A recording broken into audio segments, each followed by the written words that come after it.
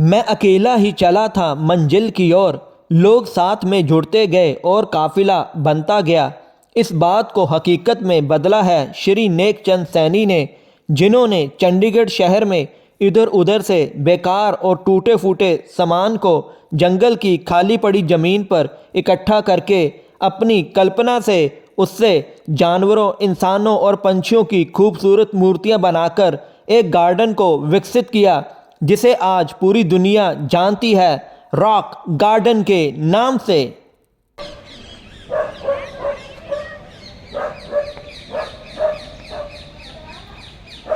जय जवान, जय किसान और जय विज्ञान। चंडीगढ़ के रॉक गार्डन से आपका स्वागत है।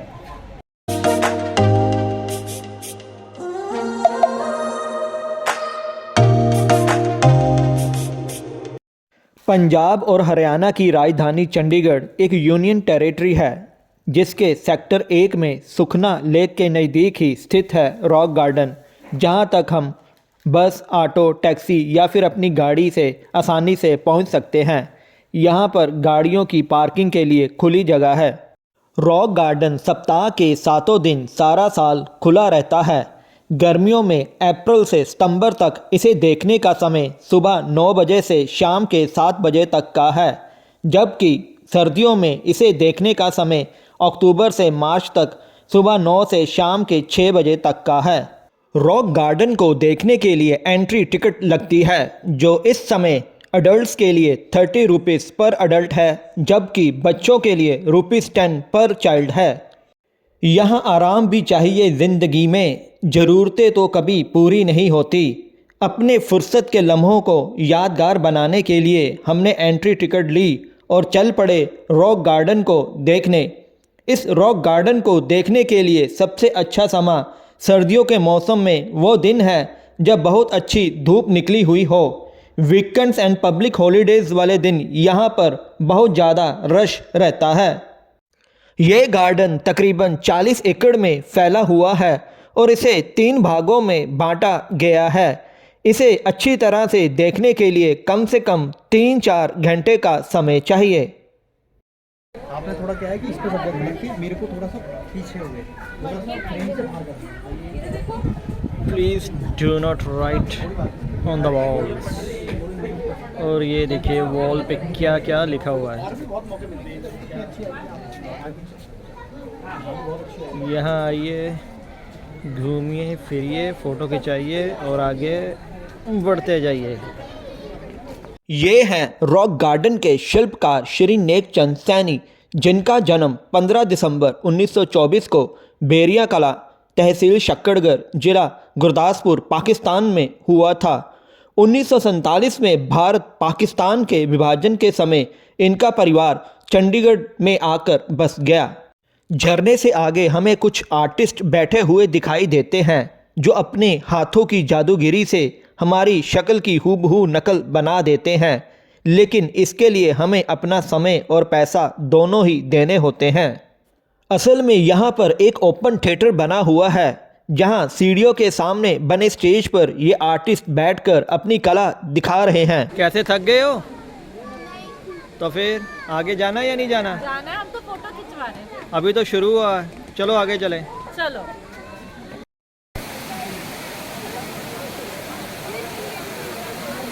इससे आगे मैन मेड झरने बने हुए हैं, जो इस गार्डन की खूबसूरती में 4 चांद लगाते हैं। इन झरनों में हम नहा तो नहीं सकते हैं, लेकिन इनके आगे अपनी पिक्स खिंचा के अपने लम्हों को यादगार बना सकते हैं। हाँ, इनके पास जाते हुए हमें थोड़ा ध्यान से चलना चाहिए, ताकि हमारा पैर स्लिप ना कर जाए। शुरुआती पढ़ाई के बाद श्री नेकचंद जी को PWD डिपार्टमेंट में रोड इंस्पेक्टर की जॉब मिल गई। 1957 में उन्होंने अपनी जॉब के साथ साथ चंडीगढ़ शहर में इधर उधर लोगों द्वारा बेकार फेंके गए कूड़े कचरे को ढूंढकर उसे सुखना लेक के पास मौजूद जंगल में एक खाई में इकट्ठा करना शुरू कर दिया। वो देखिए, वो देखिए, वो देखिए। चल आजा यार, आजा यार स्लिपरी बड़ा सी। अल्लाह अल्लाह मेरा हाथ पड़ रहा। आजा आजा तू आजा।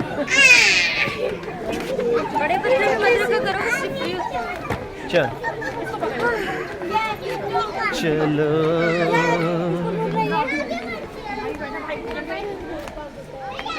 तुमको लेकर चलो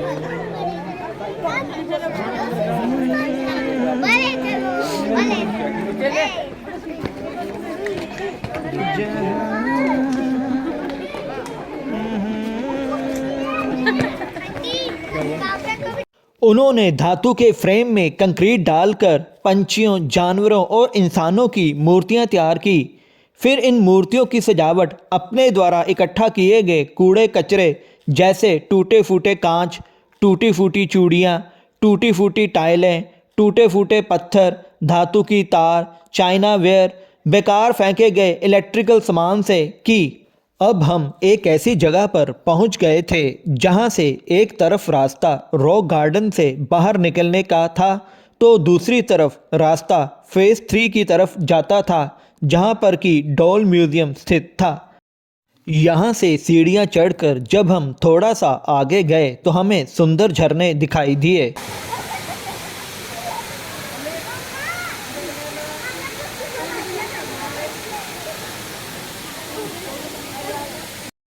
शोर की तो उम्र होती है, खामोशी सदाबहार है। ये सुंदर झरने सबको ब्यूटीफुल पिक्स के लिए ब्यूटीफुल लोकेशन प्रोवाइड करते हैं।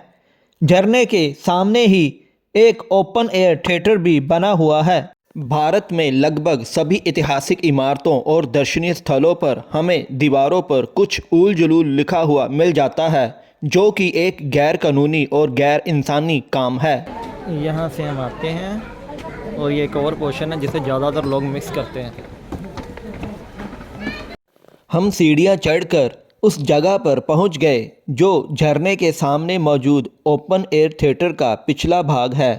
यहाँ पर हमें सुंदर मूर्तियाँ और दीवारों पर सुंदर चित्र बने हुए दिखाई दिए। ये देख कितनी प्यारी है क्या? ये देख ना, ये पेंटिंग है, इसको समझने की कोशिश करो। ये प्लांट है, ये प्लांट की रूट्स में ये गर्ल का पिक्चर दिखाया हुआ है, समथिंग लाइक दैट। और सबसे अच्छी बात है कि ये देखो वेस्ट मटेरियल से ये पेंटिंग बनी है।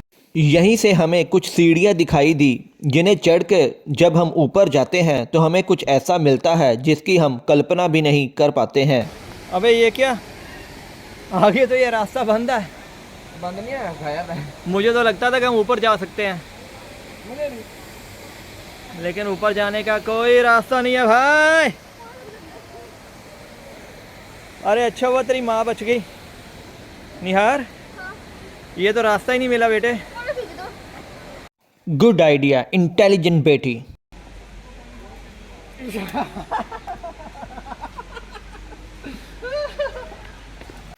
उम्र कहती है कि अब कुछ गंभीर बना जाए, पर मन कहता है कि अभी कुछ और नादानियां की जाएं। यहाँ से निकलकर जब हम आगे बढ़े तो हमें एक मिनी एक्वेरियम दिखाई दिया जहाँ पर अलग अलग प्रकार की मछलियाँ देखी जा सकती हैं और उनके बारे में हमें ब्रीफ में जानकारी भी मिलती है। एक्वेरियम 2 भागों में बटा हुआ है जिसके बीच में पीने वाले पानी की बहुत सी टूटियाँ लगी हुई हैं। हंसता तो मैं रोज हूँ पर खुश हुए जमाना हो गया। मिनी एक्वेरियम के आगे लाफिंग मिरर जोन है जिसके अंदर अलग अलग टाइप्स के मिरर लगे हुए हैं जहां अपने चेहरे और शरीर की अलग बनावट हमें हंसने पर मजबूर कर देती है।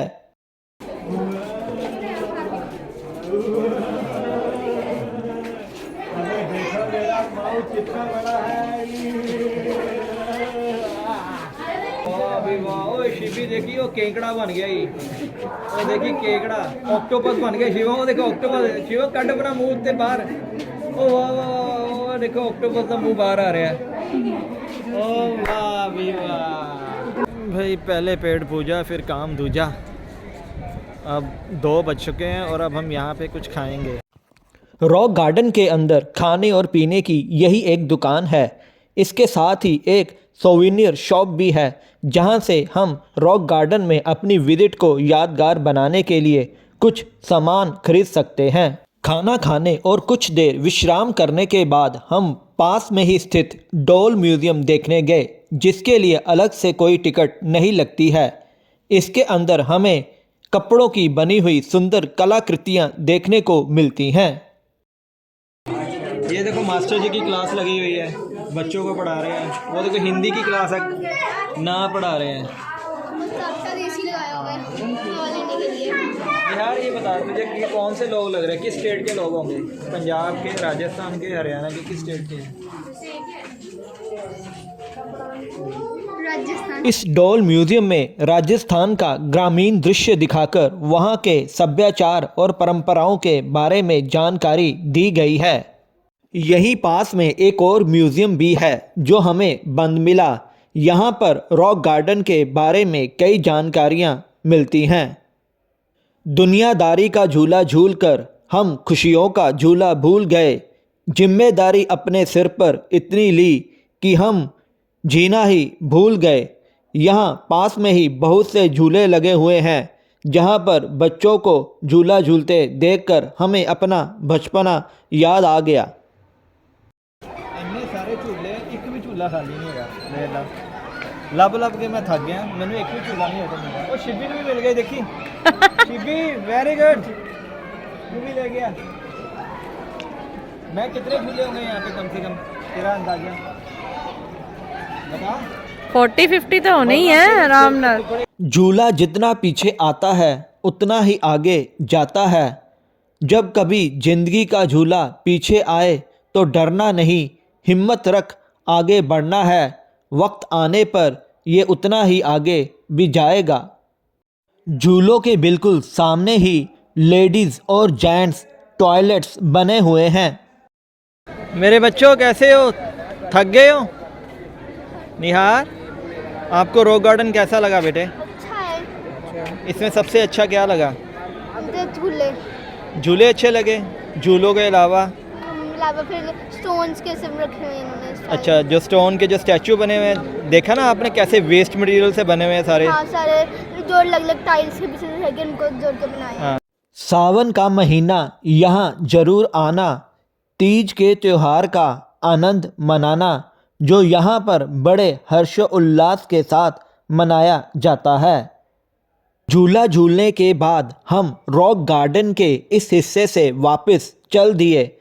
तंग रास्तों के कारण हमें कई जगह भारी भीड़ देखने को मिली। वापस चलते हुए हम रॉक गार्डन के उस हिस्से में पहुंच गए जहां से एक रास्ता डॉल म्यूजियम की तरफ जाता है तो दूसरा रास्ता एग्ज़िट की तरफ जाता है। हम एग्ज़िट की तरफ बढ़ गए। वो देखो मॉन्की, एक मॉन्की कई है। यार आ देखो जरा गुड्डी नाल खेड रहे हो। केड़ा? ਉਹ ਬਾਹ ਫੜ ਕੇ ਖੜਾ ਹੋ ਗਿਆ। हाँ ठीक है, सही गल है।